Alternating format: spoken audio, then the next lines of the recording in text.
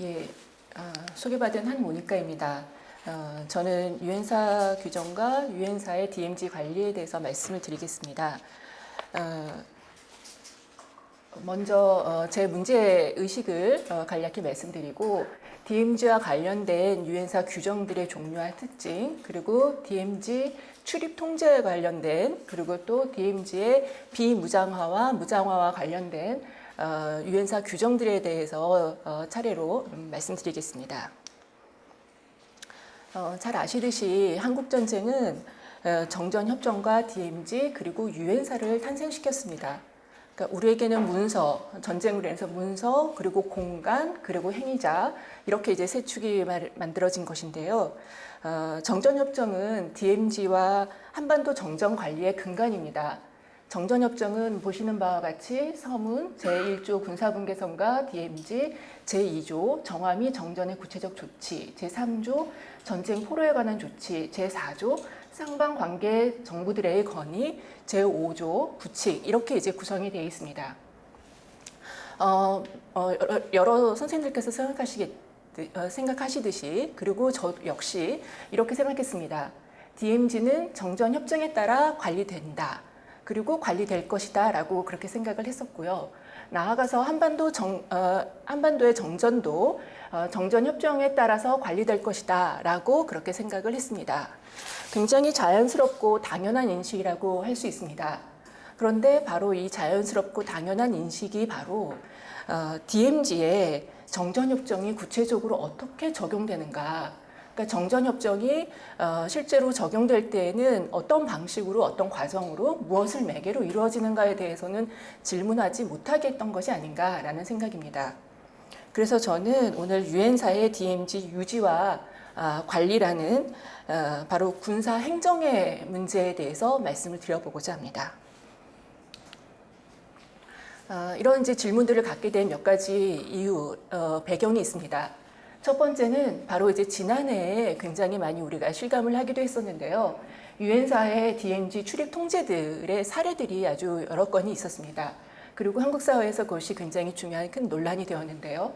한독통일자문위원회 독일 정부 대표단이 고성 GP, 보존 GP로 선정된 곳이거든요. 방문 불허, 그리고 통일부 장관이 대성동을 방문할 때 동행 취재진의 방문을 불허, 한국 지상작전사령관과 미국 7공군 사령관이 철원 GP를 방문할 때 출입 규정에 어긋났다라고 해서 그 위반 논란 등이 있었습니다. 그런데 이때 유엔사가 제시했던 이유들이 바로 안전상의 이유 그리고 규정의 위반이었습니다. 그러니까 정전협정을 위반했다가 아닙니다.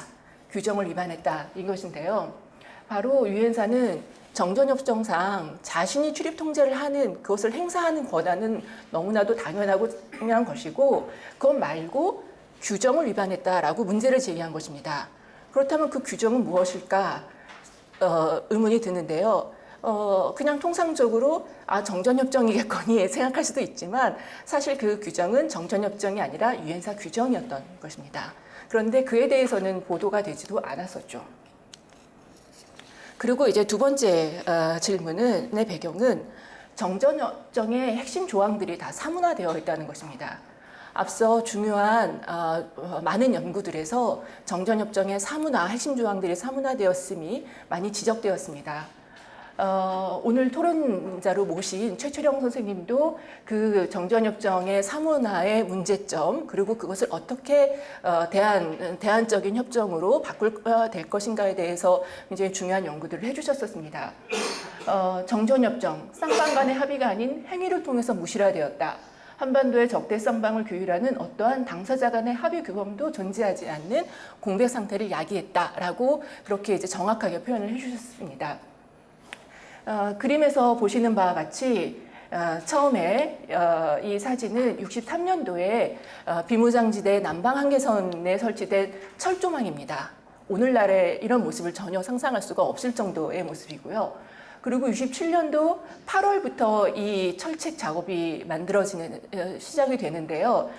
이렇게 이제 오늘날의 철책의 모습의 원형이라고 할 수도 있는 이 철책들이 남방 한계선에 설치가 되기 시작을 했습니다. 67년도 8월부터. 그리고 이것은 이제 GP이고요. 그리고 GP 앞에 있는 철책의 모습입니다. 2중 3중으로 되어 있죠. 이거는 이제 DMZ 안에 설치되어 있기 때문에 그야말로 정전협정의 위반 사항을 아주 대표적으로 보여주는 것입니다. 여기도 DMZ 안에 있는 GP와 철책의 모습입니다. 바로 이 핵심 조항들이 사문화의 결과가 또 혹은 이 사문화를 가져오게 된 어떤 행위들, 그 과정들이 바로 DMZ의 무장화였고 그것이 남북한 간의 긴장 고조로 이어졌고 그것은 곧 적대 행위와 직결되는 것이었으며 정전협정에서 가장 중요하다고 명시했던 적대 행위의 금지, DMZ의 비무장화라고 하는 것이 어긋나게 되었다라고 할 수 있습니다. 세 번째 질문의 배경은 바로 정전협정 체결 당시에 예측하지 못한 정세들의 변화입니다. 그러니까 오늘날 환경이 많이 달라졌죠. 정전협정이 체결될 때에는 어떻게 하면 다시 한반도에서 전쟁이 벌어지지 않게 할 것인가, 그것이 가장 중요한 초점이었고 그것을 기반으로 해서 정전협정이 만들어졌다라고 보는 것이 타당할 것입니다. 그런데 지금 70년, 그러니까 정전협정 체결로부터 보면 67년이 되는데요. 그 사이에 전혀 정전협정이 체결될 때와는 다른 환경이 조성되어 있습니다. 예를 들어서 DMZ 방문 목적의 변화나 방문자 수가 크게 증가했습니다. 적대 행위 군사적인 목적이 아닌 정전협정에서는 바로 이 군사적인 목적을 굉장히 중요시하게 했는데 교육, 학문, 또 혹은 정치적, 정책적 목적의 방문이 굉장히 많이 증가했다는 것입니다. 지난해만 하더라도 저희 연구원에서 통일아카데미, 평화아카데미의 어떤 교육의 장으로서 DMZ를 방문하고 그 교육을 굉장히 많이 프로그램들을 운영한 적이 있습니다. 그렇다면 이 정전협정으로 57년도에 체결된 정전협정으로 현재 DMZ가 과연 관리가 가능한가라고 하는 의문을 자연스럽게 들 수밖에 없는 것 같습니다.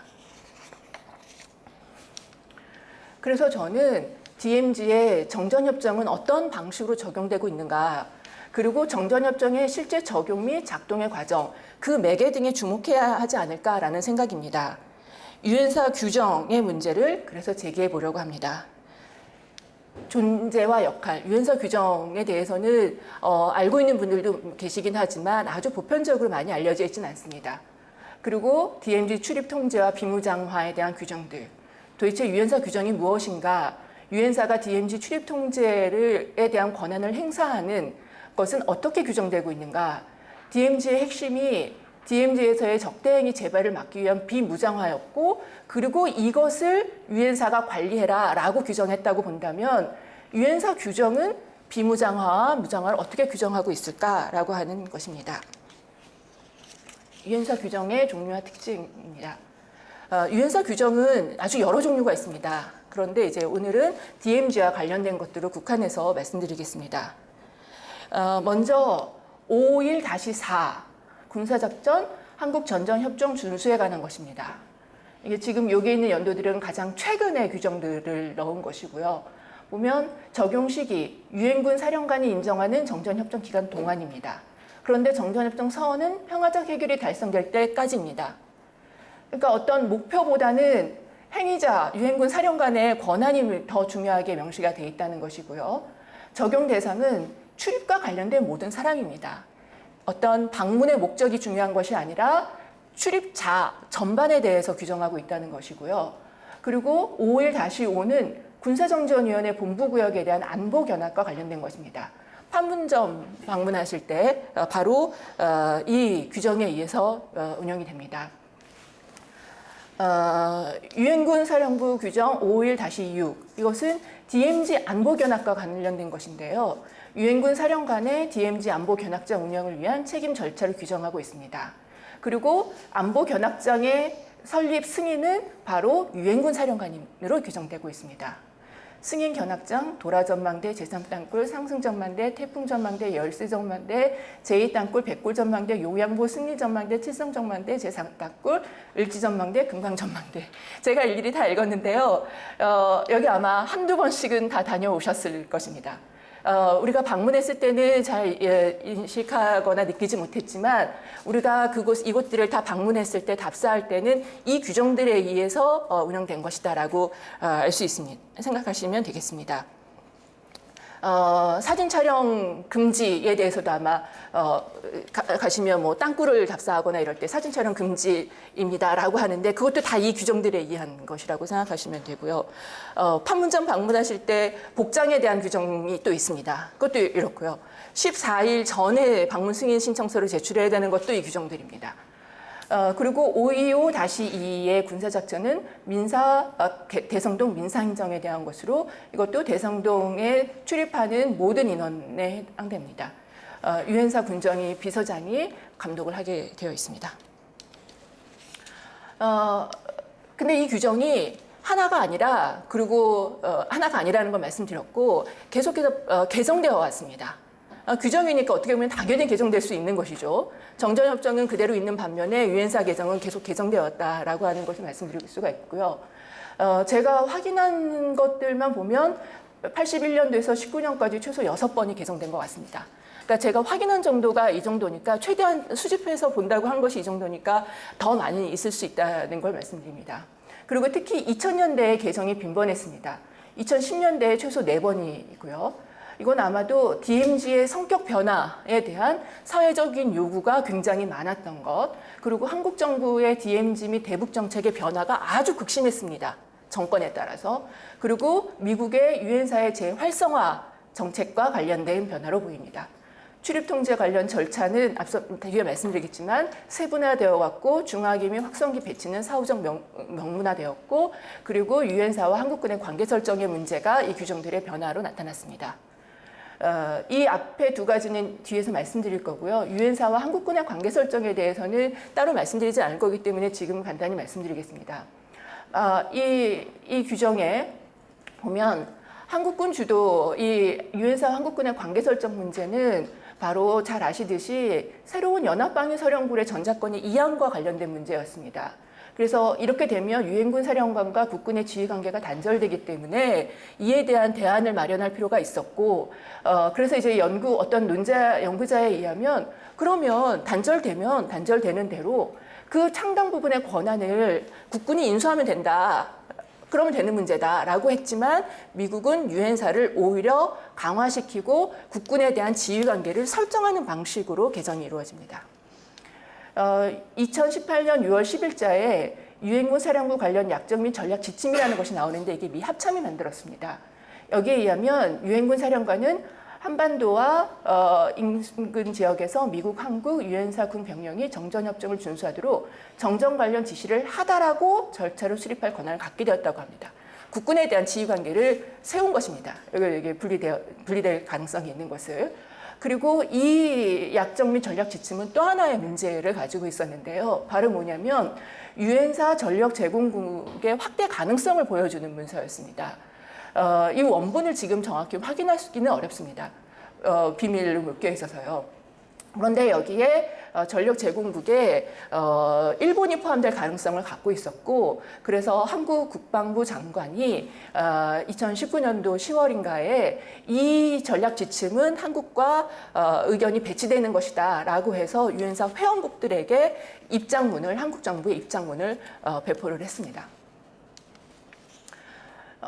이 부분은 간단히 넘어가겠습니다. 이 부분 먼저 설명드리면요. 여기 보시면 2018년도 규정이 2015년도 것을 대체했고 2019년도 것도 2015년 것을 대체했다고 되어 있는데 이것은 오타가 아니고 이렇습니다. 뭐냐면 2019년도 개정분이 내용상으로는 2015년도 것을 대체한 것이고 형식적으로는 2018년도 것을 대체했습니다. 그래서 이제 이런 것입니다. 대체된 것은 거의 달라진 게 없는데 글자체가 달라진 것과 이 부분이 강조된 것 이상입니다. 시간 관계상 넘어가겠습니다.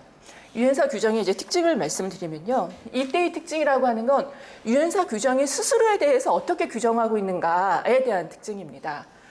바로 정전협정 준수라는 목적을 달성하기 위해서 필요한 지침과 정보를 제공하는 것입니다. 분명히 그 매개가 된다라고 하는 것을 밝혀주고 있고 유엔군 사령부 사령관의 책임을 기술하고 실행한다라고 하는 게 공통적인 자기의 목적입니다. 군사작전으로서의 규정입니다. 앞서서 보셨다시피 다 군사작전이라고 하는 자기 그 규정이 있습니다.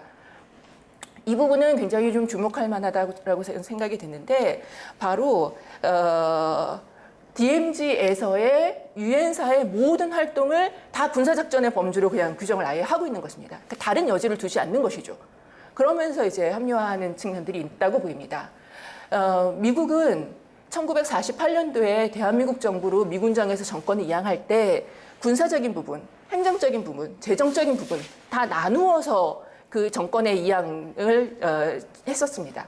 그리고 수복지구에 대한 383 이북 수복지구를 점령해서 한국 정부로 이양할 때에도 행정권의 이양, 군사적인 부분의 이양, 그리고 법적인 최종적인 법적인 권한의 이양 이 부분들을 다 나누어서 처리했습니다. 그런데 규정에서는 군사 작전으로 아예 비무장지대의 성격이나 모든 활동을 다 그것으로 규정하고 다른 공간의 어떤 영역의 여지랄까요? 이런 것들을 차단했다라고 볼 수 있습니다.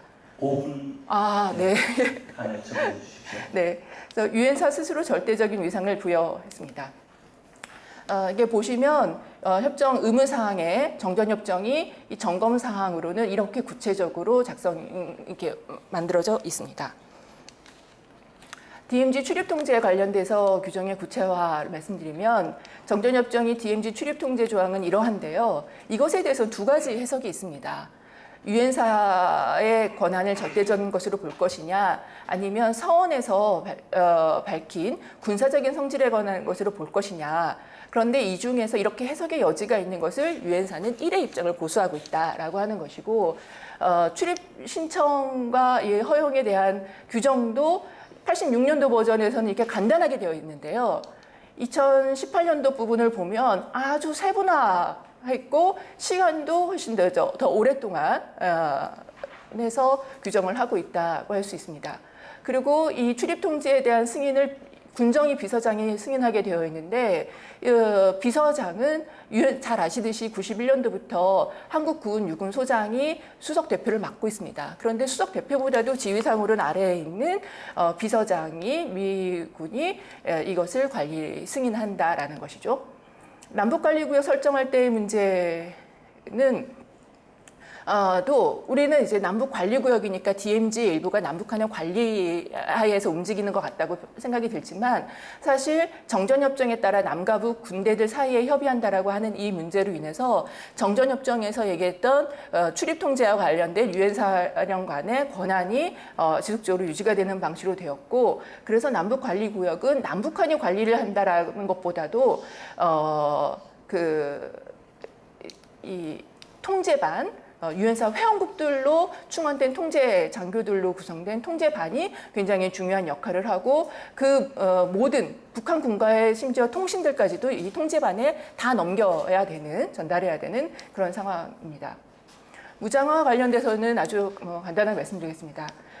정전협정은 DMZ를 비무장 상태로 되돌리는 것 그리고 그것을 유지하는 것이 이제 굉장히 중요하게 제시가 제안했던 것이었는데 인적인 측면에서 보면 군인의 출입이라고 하는 것이 좀 가능해졌고 그래서 아예 이제 그 군인이 출입한다라고 하는 것이 규정에 아예 드러납니다. 그리고 유엔사의 GPOP 규정 부분은 이제 넘어가서 GOP 철책의 북상에 대해서만 좀 먼저 간단히 말씀드리면 GOP 철책이 우리는 남방 한계선으로 생각을 하고 있습니다. 그런데 이 남방 한계선인 GOP 철책이 북상한 겁니다. 그래서 굉장히 3분의 2 가량이 이미 DMZ 안으로 올라가 있는 거죠. 그러니까 실질적인 DMZ 면적은 축소되어 있고 그렇지만 유엔사 규정상에 의하면 그럼에도 남방한계선은 정전협정에 규정된 그 면적을 그대로 유지한다라고 되어 있기 때문에 유엔사의 관할 권역은 그대로입니다. 그러면서 DMZ의 무장화는 확대되는 것으로 볼 수 있습니다. 그리고 이제 그 화기와 확성기 설치에 대한 문제는 넘어가도록 하겠습니다. 제가 말씀드리려고 했던 부분은 바로 이 정전협정이 우리가 한반도 정전관리의 근간이라고 했던 정전협정은 바로 어떤 기본 방향을 포괄적으로 제시했다. 그리고 하지만 정전협정 체결 직후부터 사문화가 진행되었고 하지만 그럼에도 그 중에서도 특정 조항의 효력이 확대 유지되었는데 바로 그것을 가능하게 한 것이 유엔사 규정이다라고 할 수 있습니다. 절대적인 위상을 점하고 있고 실질적인 관리 운영의 규정이 바로 유엔사 규정이며 이 유엔사 규정이 유엔군 사령관이 애초 정전협정에 명시된 군사적인 목적을 벗어나서 통제권을 광범하게 행사하는 근거가 되었으며 정전협정이 중요하게 금지했던 바로 이 비무장화라고 하는 것은 사후적으로 정당화하고 정당화했다라고 하는 것입니다. 한국전쟁은 정전협정과 DMZ 그리고 그것을 관리할 유엔사를 남겼는데 바로 이 유엔사가 유엔사 규정을 통해서 그의 역할을 확대해 왔다. 그리고 그래서 이 비무장지대의 변화나 한반도 정전의 변화라고 하는 것은 남북 유엔사 3자 간이 어떻게 단순히 변화시킬 수 있는 차원이라기보다는 북한과 유엔사 간의 어떤 관계 그리고 남한과 유엔사 그리고 남한과 북한과의 각각의 관계들이 복잡하게 얽혀서 이것을 제약하고 그것을 유엔사 규정이 한반도나 DMZ의 변화를 제약하는 그런 역할을 하고 있다. 그리고 할 수도 있다. 이런 말씀을 드립니다. 예, 조금 초과한 것 같습니다. 감사합니다.